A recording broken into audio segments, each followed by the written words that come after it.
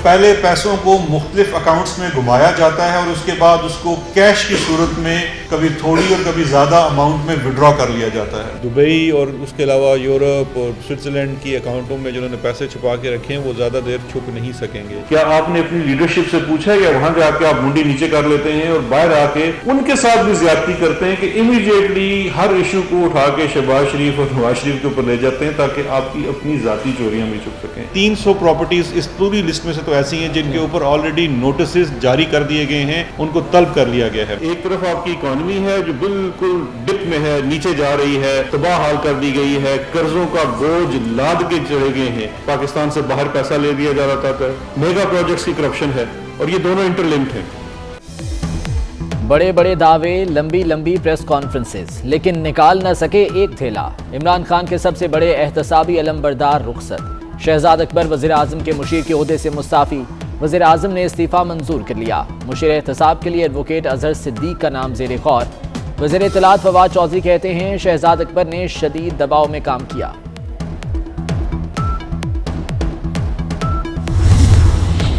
शहजाद अकबर इस काम के तो थे ही नहीं। वज़ीर आज़म इमरान खान का इस्तीफे पर मुख्तसर और जामे तबसरा। पार्टी तर्जुमानों के इजलास में फवाद चौधरी ने पूछा, वज़ीर आज़म साहब बताएं शहजाद अकबर के इस्तीफे पर क्या मौक़िफ़ अपनाएं। इमरान खान ने जवाब दिया वो किसी और काम के थे, शहजाद अकबर डिलीवर ना कर पाए। सरबराह मुस्लिम लीग काफ चौधरी शुजात हुसैन ने वज़ीर आज़म को खबरदार कर दिया। कहते हैं इमरान खान अपने मुशीरों और तर्जुमानों के गलत मशवरों से मोहतात रहें। मुशीर अपनी सोच के मुताबिक चीज़ों को उछालते हैं, नुकसान इमरान खान का होता है। वज़ीर आज़म देखें कि उनके मुशीर किसकी गेम खेल रहे हैं।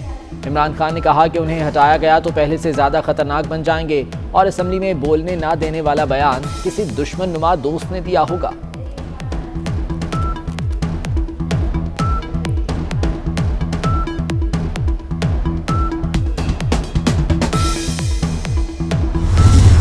नवाज शरीफ के मामले पर हुकूमत की शहबाज शरीफ को धमकियां। नवाज शरीफ की मेडिकल रिपोर्ट 10 दिन में सामने रखें वरना तौहीन अदालत की दरख्वास्त करेंगे। अटॉर्नी जनरल का शहबाज शरीफ को 2 टूक पैगाम। खत में शहबाज शरीफ को मुखातिब करके कहा गया कि आपने नवाज शरीफ की रिपोर्ट्स ना देकर बयान हल्फी की खिलाफ वर्जी की। लंदन जाने के बाद नवाज शरीफ एक दिन भी अस्पताल में दाखिल नहीं रहे। उनकी सियासी और समाजी सरगर्मियां जारी हैं।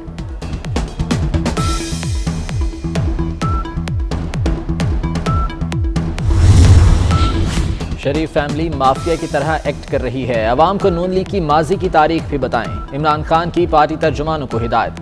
कहा शरीफ फैमिली में कोई अखलाकियात नहीं, वो किस मुंह से हमारे ऊपर इल्जामात लगाते। करप्शन करने वाला ऑपोजिशन लीडर बना बैठा है। आप कहते हैं मैं सड़कों पर आऊंगा तो छोड़ूंगा नहीं। आप सड़कों पर जाकर देखें, जिस अवाम को आपने सड़कों पे मरने के लिए छोड़ दिया है, उन सड़कों पर जाएंगे ना, अवाम का हाथ होगा और आप गरेबान होगा। किसको धमकी देते हैं? तुम हो क्या जिसको तुम धमकी दोगे? कहता है शहबाज शरीफ क्रिमिनल है, उसको मैं ऑपोजिशन लीडर नहीं मानता। तुम्हारी औकात क्या है शहबाज शरीफ को ऑपोजिशन लीडर मानने की? और तुम्हारी जुर्रत कैसे है शहबाज शरीफ को क्रिमिनल कहने की? हमारी अवाम से दवाई छीनने वाला, आटा बिजली गैस छीनने वाला क्रिमिनल होता है। इमरान खान धमकियां ना दें, अवाम की जान छोड़ें, इस्तीफा दें और घर जाएं। सड़कों पर निकले तो अवाम का हाथ और इमरान खान का गिरेबान होगा। शहबाज शरीफ को क्रिमिनल कहने की हिम्मत कैसे हुई? तुम हो क्या? तुम्हारी औकात क्या है? मरियम औरंगजेब का सख्त रद्द-ए-अमल। कहा ये कुर्सी जाने का खौफ क्यों है? आपके इंतकाम से ऑपोजिशन गुजर चुकी।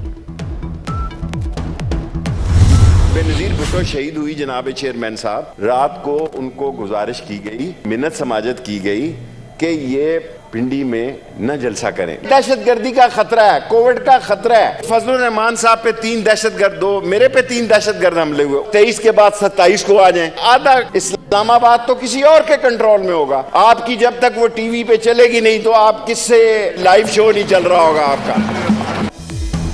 बेनज़ीर की मिन्नतें की थी। पीटीएम वालों आप भी मान जाएं, 23 मार्च को इस्लामाबाद में दहशतगर्दी का खतरा है। शेख रशीद की विफाक के नुमाइंदा फोरम सेनेट में खड़े होकर ऑपोजिशन को वार्निंग। कहा फजलुर रहमान और मुझ पर भी दहशतगर्द हमले हो चुके। वैसे भी 23 मार्च को आधे इस्लामाबाद पर किसी और का कंट्रोल होगा। मीडिया पर ऑपोजिशन का शो नहीं चलेगा तो आकर क्या करेंगे?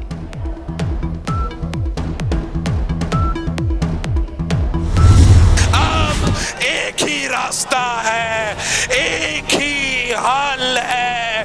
अगर हमने पाकिस्तान की मईशत को बचाना है तो हमने इमरान को भगाना है। इस बल्दियाती निजाम को काला कानून कह रहे हैं। जो भी इसको काला कानून कहते हैं खुद उनका मुंह काला हो जाएगा।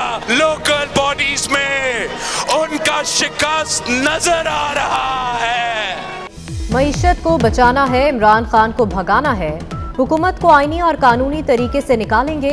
बिलावल भुट्टो का हैदराबाद में किसान ट्रैक्टर मार्च से खिताब। कहा, मुल्क में महंगाई और बेरोजगारी तारीखी सतह पर पहुंच चुकी। बल्दियाती कानून को काला कहने वालों का मुंह काला हो जाएगा। उन्हें बल्दियाती इलेक्शन में शिकस्त नजर आ रही है।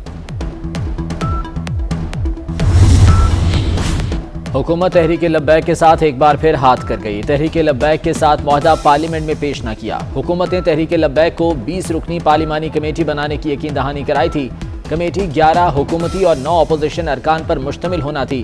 कमेटी ने TLP के मुतालबात को पार्लिमान में उजागर करना था।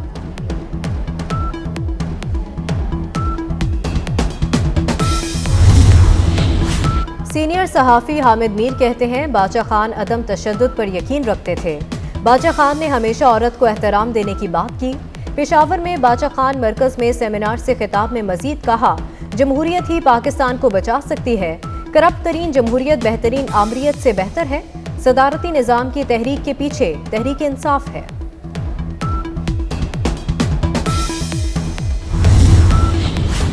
गवर्नर पंजाब चौधरी सरवर का कहना है कि तहरीक इंसाफ अपोजिशन के किरदार में ज्यादा माहिर है। सदारती निज़ाम पर मुबाहसा करने में हर्ज नहीं।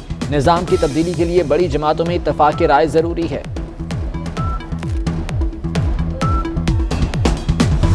अब हमारा ये ख्याल है कि जहाँ पे रेयर इंटरेस्ट रेट्स अभी हैं ये हमारी मईशत के लिए मुनासिब है, क्योंकि हमने दोनों चीज़ों को बैलेंस करना है, नमू को और महंगाई। जब दिसंबर में हमने महंगाई और CPI का फिगर देखा तो दिसंबर में उतनी ही कीमतें रहीं। तो ये एक अच्छी खबर थी, क्योंकि ये बताती है कि जो महंगाई में मोमेंटम है वो थोड़ा कम हो रहा है। जो हमारा हेडलाइन इन्फ्लेशन है ईयर ऑन ईयर वो तो थोड़ा बढ़ा हुआ ही रहेगा, क्योंकि प्राइमरीली इंटरनेशनल कमोडिटी प्राइसेस, तेल की कीमत और बाकी दीगर अशिया की कीमतें बहुत बढ़ी हुई हैं।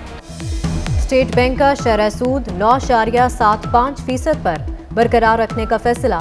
गवर्नर स्टेट बैंक रजा बाकिर का कहना है, मौजूदा शरह सूद मईशत के लिए मुनासिब है। नवंबर की निस्बत दिसंबर में महंगाई कम हुई।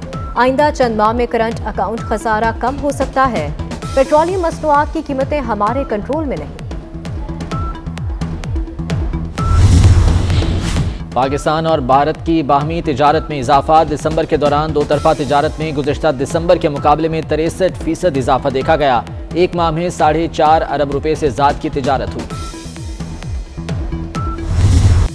पाकिस्तान में कोरोना का फैलाव तेज। मुस्बत केसेस की शरह 13% रिकॉर्ड। एक दिन में 7200 केसेस रिपोर्ट। 8 मरीज इंतकाल कर गए। कराची में शरह 37% रही। पेशावर 33, चित्राल 19, हैदराबाद 18 और लाहौर में 17% रिकॉर्ड। लाहौर में ओमिक्रॉन के 91 नए मरीज रिपोर्ट। मजमूई तादाद 912 हो गई।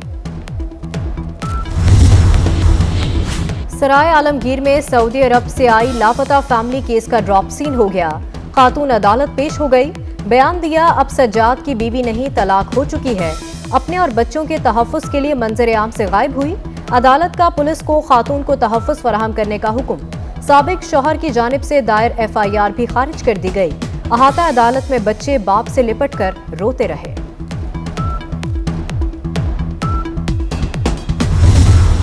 पेशावर ज़ल्मी के खिलाड़ी कामरान अकमल और अरशद इकबाल के कोरोना टेस्ट मुस्बत आ गए।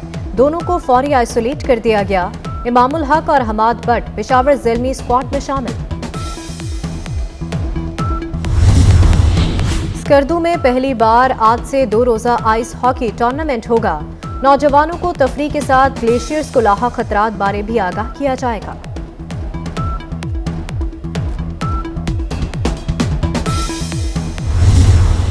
लंदन में जारी 2 रोज़ा लाइफस्टाइल फैशन नुमाइश खत्म हो गई। रंग बिरंगे पाकिस्तानी मलबूसात और खूबसूरत ज्वेलरी के स्टॉल्स को शुरका ने खूब सराहा।